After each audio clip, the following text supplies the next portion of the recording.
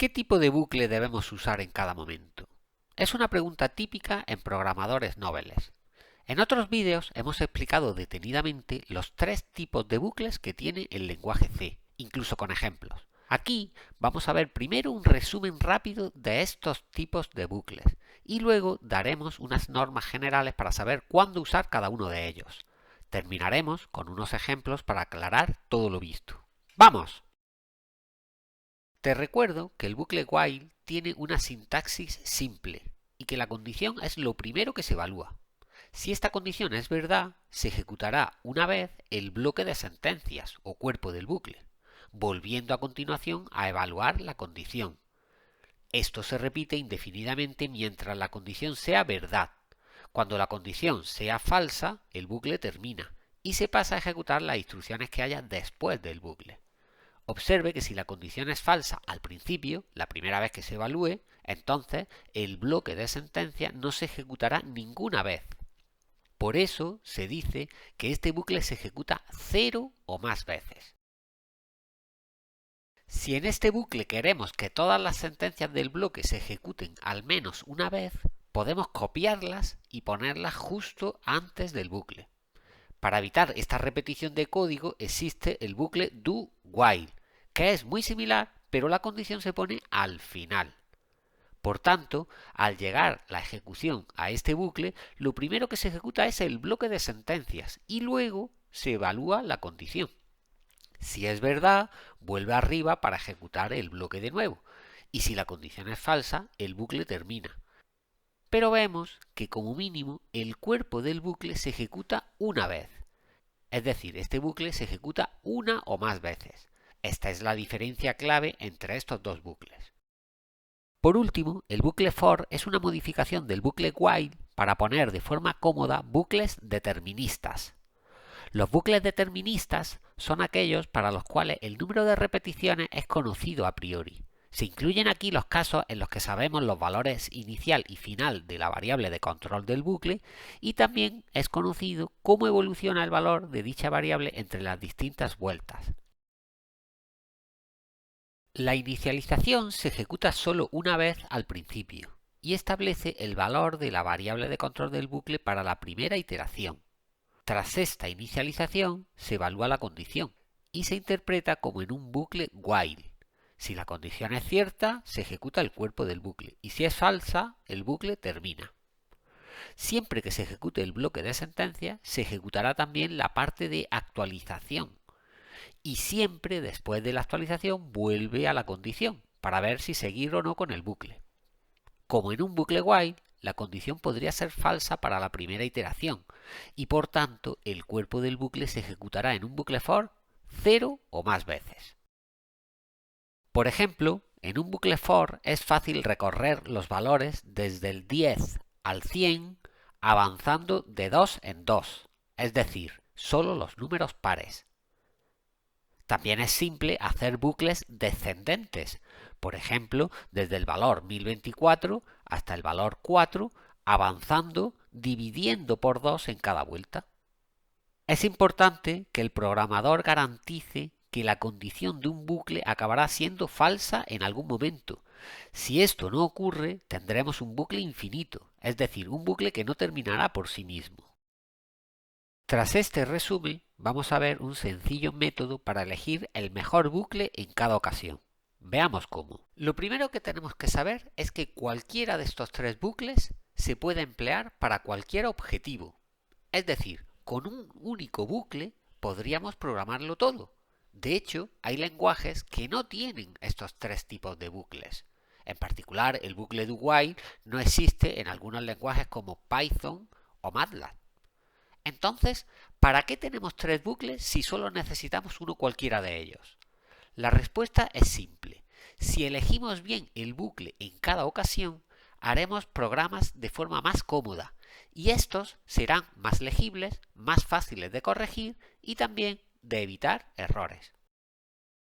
Con un poco de práctica sabrás perfectamente qué bucle es mejor en cada caso. En síntesis, si el bucle es determinista, usaremos preferentemente un bucle for. Es decir, escogeremos un bucle for si sabemos el número de vueltas de nuestro bucle o bien si sabemos los valores iniciales y finales de nuestra variable de control del bucle, así como su actualización entre iteraciones. Si el bucle se va a ejecutar un número indeterminado de vueltas y el fin del bucle depende de una condición, entonces es mejor no usar un bucle for. En este caso, si queremos ejecutar el cuerpo del bucle 0 o más veces, usaremos el bucle while. Y cuando se tiene que ejecutar como mínimo una vez, escogeremos el bucle do-while. Veamos unos cuantos ejemplos. Hagamos un bucle para sumar los 100 primeros números naturales. En este caso, el bucle debe dar 100 vueltas. Es un bucle determinista. Podemos hacer que la variable de control del bucle empiece en 1 y termine en 100, avanzando de 1 en 1. Por tanto, es muy simple hacer esto con un bucle for. Primero inicializamos la variable suma a 0 y luego ponemos el for. Empezamos en 1, llegamos a 100 y avanzamos de 1 en 1 y más. Observe que la condición dice mientras i sea menor o igual a 100, es decir, mientras no hayamos superado el valor 100. Cuando superemos el valor 100, el bucle termina. Esto ocurrirá cuando i tome el valor 101. Si en vez de menor o igual usamos un menor estricto, el programa estaría mal, porque en ese caso este bucle no se ejecutará cuando i sea igual a 100. Es decir, con menor estricto el bucle daría 99 vueltas, de 1 a 99. Como queremos que el valor 100 también se sume, el comparador debe ser menor o igual. Dentro del bucle solo tenemos que sumar a la variable suma el valor de la variable i.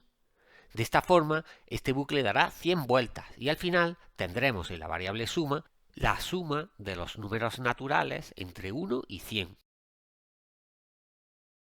Supongamos que ahora queremos leer números enteros desde la entrada estándar mientras sean distintos de 15. El programa sumará todos los números que se lean. Es decir, el programa tiene que leer los valores que introduzca el usuario por teclado hasta que lea el valor 15. En una variable suma hay que sumar todos los valores leídos, incluyendo ese 15. Es obvio que no es bueno usar un bucle for. ¿Por qué? Pues porque no sabemos cuántas veces se va a ejecutar este bucle, ni sabemos los valores iniciales ni los finales. Todo eso depende de lo que introduzca el usuario. Por tanto, descartamos el bucle for. Pensemos, ¿qué es lo que va dentro del bucle? ¿Qué es lo que tenemos que repetir una y otra vez? Dentro del bucle irán dos instrucciones: leer un valor, leer n, y sumarlo a la variable suma. Esto será el cuerpo del bucle, y estas instrucciones se tienen que ejecutar como mínimo una vez, porque como mínimo tenemos que leer un valor. Si ese primer valor es 15, entonces ya no repetimos la ejecución, pero mientras sea distinto de 15, estaremos dando vueltas. Así pues, el bucle debe ser de tipo do-while.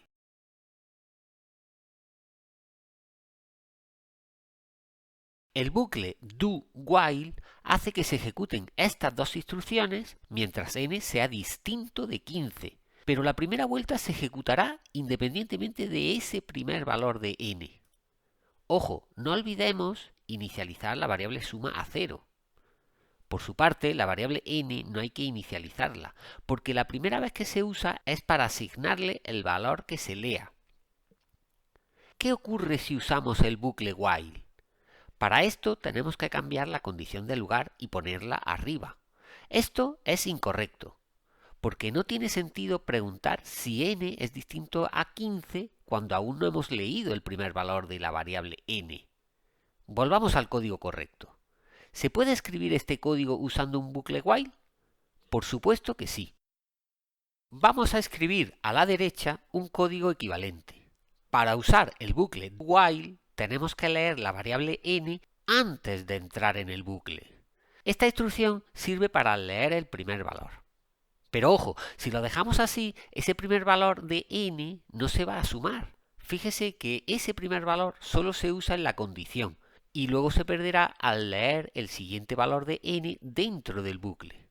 Para considerar ese primer valor de n, podemos hacer que la variable suma tome el valor de n justo tras leerlo. De esta forma, ese es su valor inicial, en vez de 0. Ahora sí, estos dos fragmentos de código son equivalentes. A pesar de ser algo muy sencillo, vemos que para este programa el bucle do while de la izquierda es un poco más simple de entender. En otros programas será mejor usar el bucle while, como se explica en otros vídeos.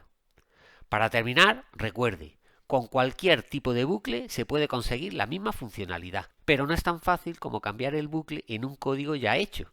Además, elegir bien el bucle a usar es importante para hacer buenos programas.